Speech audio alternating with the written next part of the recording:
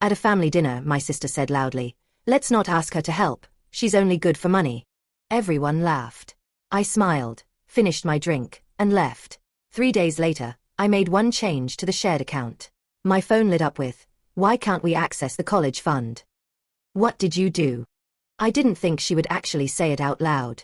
Not in front of everyone. But there it was, thrown right in my face, as if it meant nothing. "Let's not ask her for help. She's only good for money." I looked at her, waiting for someone to correct her, maybe say she had crossed the line. But no. Everyone just laughed. My mom smiled, my dad shook his head, even my cousin smiled. As if it were just innocent family banter. I didn't laugh. I finished my drink, got up, and left without saying a word. No one stopped me. 3 days passed. I didn't respond to Lauren's messages or calls. Not because I was sulking, but because I was done. I logged into the account I had created to pay for her college tuition, the one she had somehow forgotten I controlled, and emptied it. I transferred every penny back to my personal account, closed the joint access, and deleted everything. I didn't announce it. I knew she would figure it out soon enough. And she did. "Why can't we access the college fund?" "What did you do?" I left the message unread. She called, then texted again. Threats, accusations, more demands. She didn't even try to apologize. Then my mom called. I thought that's when I'd hear the accusations, the usual family pressure to be more mature. But she just sighed and said she saw the message Lauren sent me. "You don't have to pay for her anymore," she said. "You've done more than enough." I didn't expect that. But Lauren wasn't going to back down so easily. She wasn't going to just sit there and accept that her personal ATM was closed. I didn't know it yet, but she was already planning something worse. By the next afternoon, my phone was vibrating non-stop. Unknown numbers, blocked calls, random texts from people I didn't even know, all of them demanding to know why I was sabotaging my sister's education. It didn't take long to figure out what she was doing. She was telling anyone who'd listen that I was bitter, that I'd cut her off out of jealousy. She even told some of her friends that I was punishing her because she was the successful sister, which was hilarious since I was the one paying for her success in the first place. I still didn't respond. She could drown in her own lies. But then she changed tactics. She called our mom and said she needed help talking sense into me. She cried over the phone, made herself sound like some poor victim. My mom shut it down immediately. She told her flat out that she was lucky I'd even paid as long as I did, and that if she wanted to finish college, she could find her own way. That's when Lauren flipped. If mom wasn't going to help her, she'd go lower. She reached out to Stefan, my boyfriend. I only found out because he asked me one night, kind of hesitant, if I was seeing someone else. I thought he was joking until he said Lauren had told him I was dating another guy behind his back. She gave him a name. She even gave him an old picture of me with a coworker from months ago, trying to pass it off as evidence. She really thought that would work. I sat there just staring at him while he explained everything she'd said. And the worst part? He admitted he'd actually wondered for a second if it was true. That was the moment I realized Lauren didn't just want the money back. She wanted me wrecked. I asked Stefan if he really believed her. He didn't answer right away, which told me enough. I wasn't even mad at him. Lauren had always known where to poke to make people doubt me. She was skilled like that. But he said he wanted to hear it from me, so I told him straight. No, there was no one else. Yes, I knew the guy in the picture. He was my coworker, and the photo was from an office dinner, which she would have known if she'd bothered asking instead of digging for dirt. Stefan looked embarrassed. He said he'd already suspected she was messing with his head because of how fast she came to him with the proof. She'd apparently told him she felt morally obligated to warn him about me. It was all so calculated. I thought that was the end of it, but Stefan told me something else.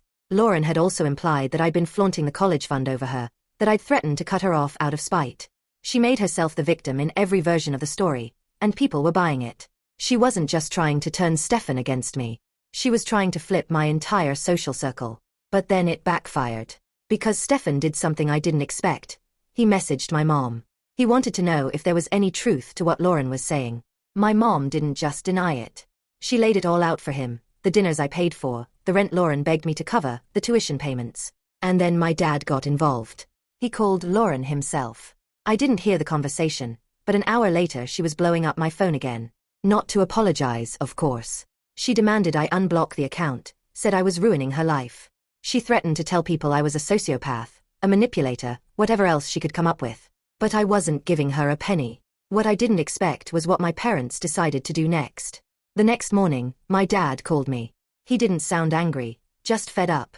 He said they talked it over and decided they weren't paying anything else for Lauren either. She's on her own, he said. It was shocking because for years, they'd made excuses for her. She was the baby of the family, the one everyone had to protect. But I guess watching her try to tear me down was finally enough. I asked what that meant exactly, and my dad just said, she'll figure it out when she calls the college. I didn't know what that meant until later that week when Lauren's number flashed on my screen again. I didn't answer, but she left a voicemail this time. It was just her screaming. She was hysterical, saying she got a call from the college saying her tuition wasn't covered, and she was being pulled from classes if the balance wasn't paid. She cursed me, she cursed our parents, she blamed everyone but herself. Then came the texts. She was still trying to guilt me, saying I'd ruined her future, that she was going to lose her scholarship because of me. She even said I'd embarrassed the family. I didn't reply. Instead, I got a call from Stefan later that night. He said Lauren had tried to reach him again. She wasn't even pretending to be concerned about us anymore. Now she was just telling him I was heartless, that I only cared about money and status, and that he was too blind to see it.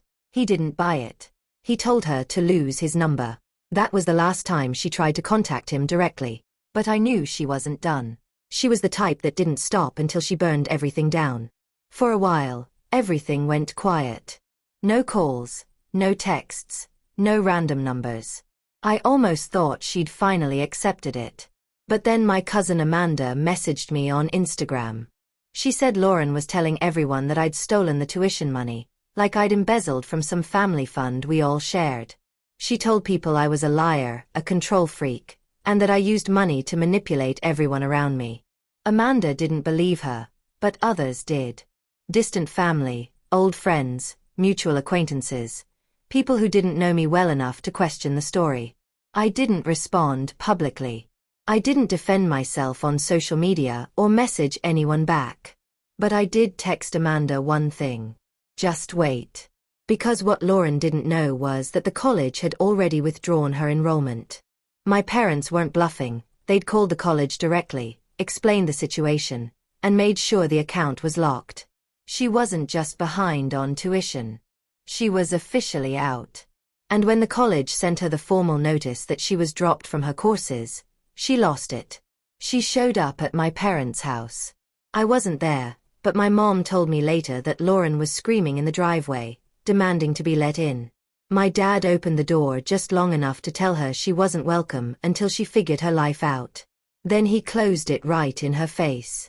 She stood outside for a while, probably expecting someone to come out and console her. No one did. A neighbor eventually called the cops because she was making such a scene. That's when I realized something. She didn't think she'd ever actually face consequences. She really thought she could treat me like an ATM, lie about me, try to destroy my relationship, and still get away with it. But this time, no one was coming to save her. A few days later, Stefan asked if I wanted to grab dinner. I thought it'd be awkward, considering everything, but he seemed calmer than he'd been in weeks. Over dinner, he told me he'd done some digging on his own.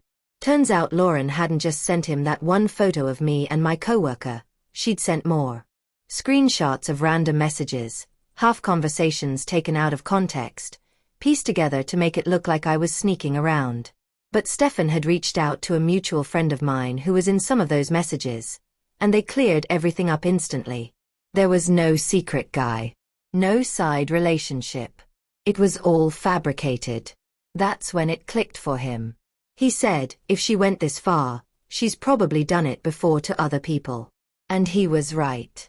After dinner, I got another message from Amanda. She'd spoken to a friend of Lauren's, someone she used to party with. That friend spilled everything. Lauren had a pattern of using people, stringing them along until she got what she needed. Money, rides, favors, connections. She had no shame about it. She'd even bragged once that she could twist our parents around her finger. But not anymore. Eventually, I got a text from Lauren again. Not angry this time. Desperate. She was sorry, she didn't mean for things to go this far. She was just frustrated and scared about her future. She asked if I could just pay this semester's tuition and she'd figure out the rest. I didn't reply. Later, my mom told me Lauren packed up and left town. She wasn't kicked out, she just couldn't handle facing anyone anymore. No one knows where she went. Stefan stayed. I think what really killed it for Lauren wasn't the money or the college.